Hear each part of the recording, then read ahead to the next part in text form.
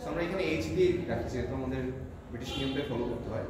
তো উচ্চারণটা হবে H I J K L M N. আচ্ছা, কে এর ক্ষেত্রে কিন্তু আমরা কেই বলি, কে হবে না, খেই হবে। উচ্চারণটা একটু অদ্ভুত লাগে বলতে, বাট খেই হবে। তারপর ও ফি, পিতে কিন্তু পি বলি আমরা, পি হবে না, ফি, ফয়রশি, ফি এমন উচ্চারণ, ফি। Q R S T U, then V W X Y Z. উনি জেড জেড বলি আমরা অভ্যাস, কিন্তু জেড হবে, ট হবে লাস্টে, জেড উচ্চারণটা আমরা। ওকে, কিছু জিনিস দেখি।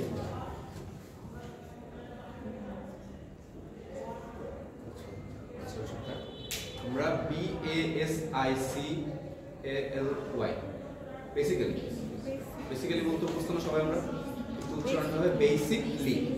আমাদের অভ্যাস কি, বেসিক্যালি আমি এটা বলতে চাচ্ছি, এভাবে শুরু করি আমরা সাধারণ কনভারসেশন, বাট উচ্চারণটা হবে বেসিকলি। আরও কিছু আমরা জিনিস ইউজ করতে পারি, যেমন ওয়েল, সো, বেসিকলি, এই ধরনের জিনিস দিয়ে আমরা যে কোনো কোয়েশ্চেন যদি কেউ আমাদেরকে জিজ্ঞাসা করে আমরা কথা বলাটা শুরু করতে পারি।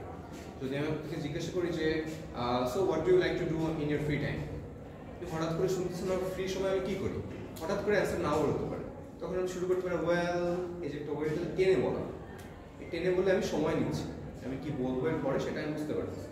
সো ওয়েল, তারপর আমার যদি বলতে মন চাই যে কী করতে, খেলাধুলা করতে পছন্দ করি, রান্না করতে পছন্দ করি, ঘুরতে পছন্দ করি, সেগুলো বলতে পারি।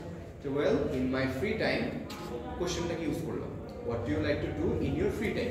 So in my free time I like to do, এবার আপনি শুরু করেন যে আই লাইক টু ডু না দিয়ে আপনি এখানে অন্য পারবেন না, যে I like to play cricket, I like to play football, I like to cook, or I like to travel.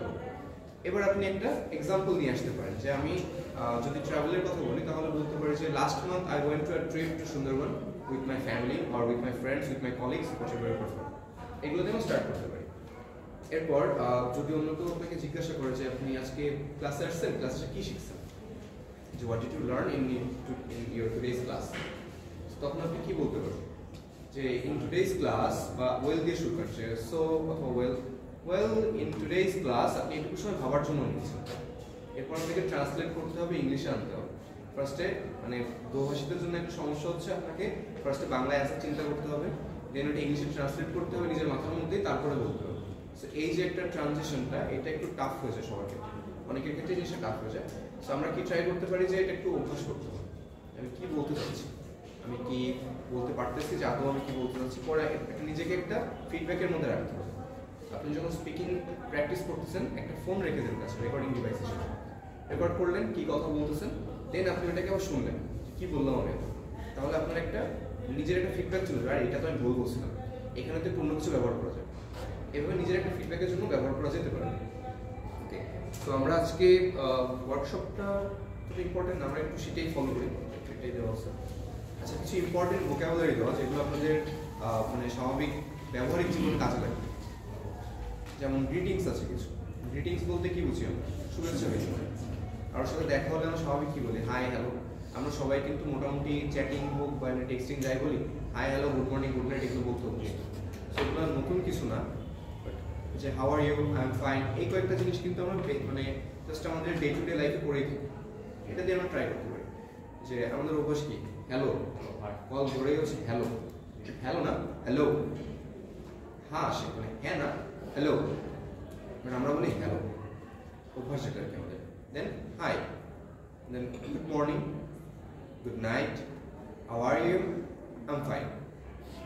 এর মধ্যে কিছু কিছু জিনিস আছে যে আপনি চাইলে হচ্ছে শর্ট করতে পারেন উচ্চারণের ক্ষেত্রে। যদি আমরা বলতে চাই না হোয়াট ডু ইউ মিন, কাউকে যদি জিজ্ঞাসা করে যে আচ্ছা এটাতে কি বলতে চাচ্ছ, তখন জিজ্ঞাসা করেন যে what do you mean by that, what you mean, what you, জিনিসটা শুনতে একটু অদ্ভুত লাগে, বাট হোয়াট ইউ বলতে বোঝায় হোয়াট ডু ইউ, তিনটা জিনিস কেন হোয়াট ইউকে নিয়ে চলে আসতেছে, what you mean by that, এরকম টানতে পারি। এগুলো একটু অ্যাডভান্স জিনিস, এগুলো পরে যাই আমরা, আগে হচ্ছে ছোটোখাটো যে জিনিসগুলো সেগুলো দেখি। দেন কিছু কমন ভার্বস আছে, যেমন ইট, ড্রিঙ্ক, রান, ওয়াক, টক, স্লিপ, রিড, রাইট, সি। আচ্ছা, এগুলোকে আমরা যদি সুপারলেটিভ করি বা হচ্ছে গিয়ে অন্য কিছু তাহলে কিছু হয়, সুপারলেটিভ হয় না। যদি হচ্ছে আমরা মানে অ্যাডজেক্টিভে সুপারলেটিভ হয় মানে ডিগ্রির ক্ষেত্রে, এগুলোকে যদি হচ্ছে আমরা কন্টিনিউয়াস টেন্সে ধরি তাহলে সাধারণত কি কি হয়? Eating, drinking, running, walking, talking, sleeping, reading, writing, Singh.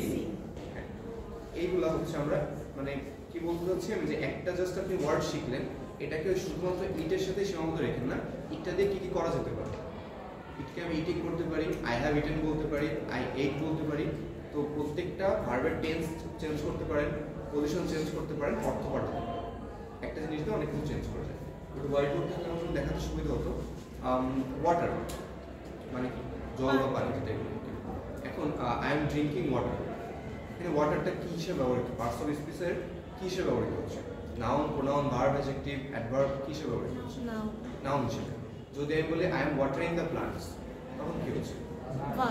Verb, because লাস্টে আইএনজি আছে, একটু দেখে বুঝতে পারছি। এখন যদি বলতে চাই যে bring me a glass of water, তখন কি হচ্ছে? তখন অ্যাডজেক্টিভ হয়ে যাচ্ছে।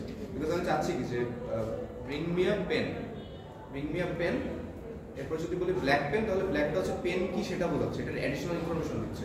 বাট আমি চাচ্ছি কি? পেন। বা এখানে গ্লাস অফ ওয়াটার, তাহলে গ্লাস চাচ্ছি, তারপরে তাতে কি থাকবে সেটা অন্য কথা, জুস হতে চাইতে পারতাম, বা আমি অন্য কিছু যে সফট ড্রিঙ্কস চাই হোক, কিন্তু এখানে চাচ্ছি মেইনলি গ্লাস।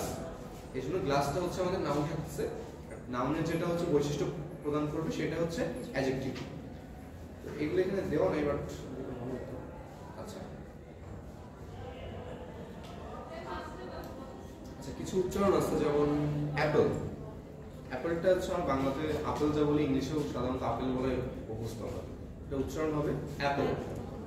দেন হচ্ছে বানানা, বানানাতে বাংলা আমরা ব্যানানা ব্যানানা বলতে অভ্যস্ত, বাট বানানা বা ব্যয় হবে। তারপর বুক, সবাই ঠিকঠাকই বলি মোটামুটি। ক্যাট, আমরা ক্যাট ক্যাট বলতে অভ্যস্ত, ক্যাট মানে প্রথমে ক না হয়ে খ হবে, ক্যাট। তারপর হচ্ছে ডগ, ডগটা ঠিকঠাকই আছে।